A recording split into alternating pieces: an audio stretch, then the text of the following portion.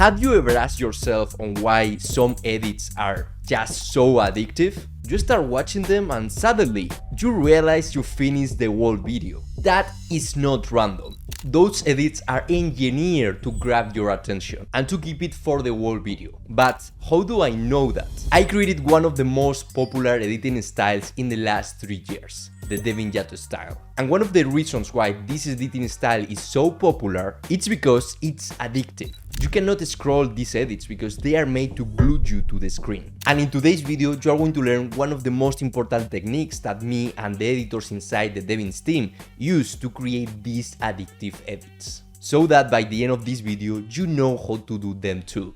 A study from Indiana University tests fast-paced videos, where something changes on screen every few seconds, against slow-paced ones. And the result was that fast pacing forced the brain to allocate more processing resources to the video. In other words, viewers paid more attention and remember more. That is not an option about an editing style. That's how the human brain responds to on-screen changes. Now let's see that being in practice from one of the biggest YouTubers, Mr. Beast. I want you to watch this 30 seconds intro for his last video and pay attention to every camera movement, zoom, animation, anything that changed on the screen. Take off your blindfolds. This is Allison, and if she spends 30 days chained to one of these strangers, I will give her $250,000. Oh, wait. But you choose which one you chain yourself to based on looks alone. Wait, I get to pick? Yeah, you get a pick. That granny, this biker, or the gym bro. Choose carefully, because the one chained to you at the end will have a chance to steal the whole prize. Okay, this is hard. Only having that information, I'm gonna have to go with the middle biker. Did you see it? There is something that happens on screen every 1 to 2 seconds, keeping the viewer engaged on the video, increasing watch time, but also making the viewer pay more attention to what is happening on the video. Now let's watch one of the most viral videos of Devinjato. Again, pay attention to everything that changed on the video. Never should you ever record a video, get up, and then turn off the recording.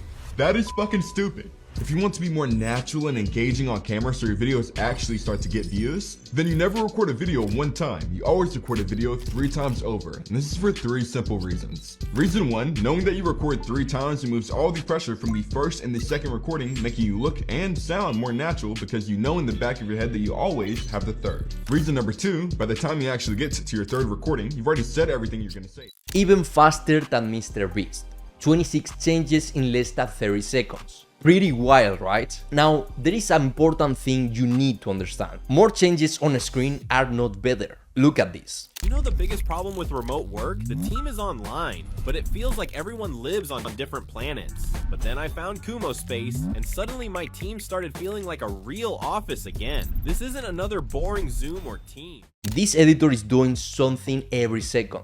But will the viewer understand and learn from this video? Probably not. Even if the video is engaging, it distracts from the value of the video. That's the difference between an addictive edit and an annoying edit. It's not how much happens on screen, it's what happens on screen. Random effects distract the viewer from the value, but the right things guide the viewer through the value. And that's exactly what this technique does. I call it microanimations.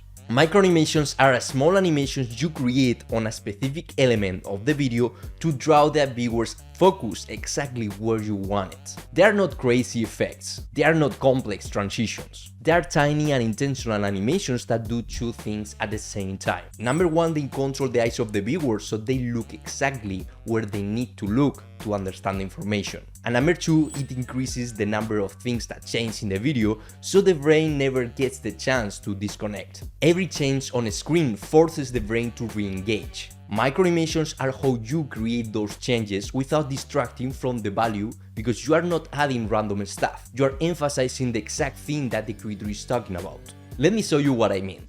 I made $125,000 last month, and here is how. The creator says $125,000, and that exact moment, the number glows. Let's see another one. Reason 1, knowing that you record 3 times removes all the pressure from the first and the second recording, making you look and sound more natural because you know in the back of your head that you always have the third.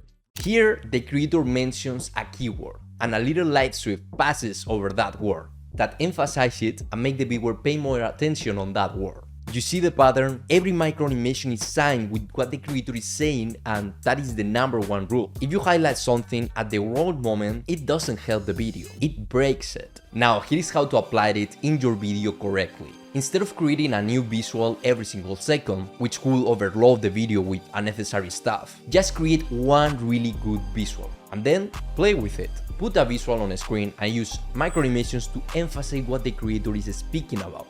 A glow when he says the number, a highlight on an important word that needs to be emphasized. Any type of little animations that you do in the same visual to add more depth into that representation without adding unnecessary stuff. If you do this right, your edits will start feeling addictive without feeling chaotic. Less work for you, more retention for the video. Let's see another example. Your retention graph gives you insights on exactly where your video flopped so that you can learn from it, fix it, and then either recreate it or repost it.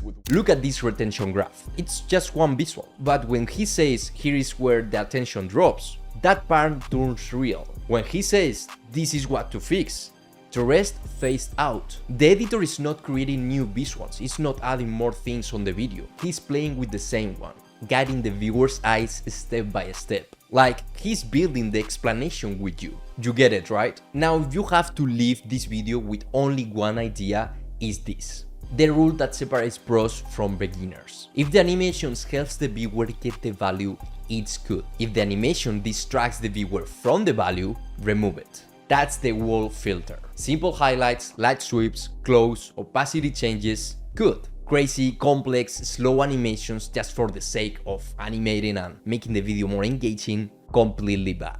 Your job is not to impress other editors.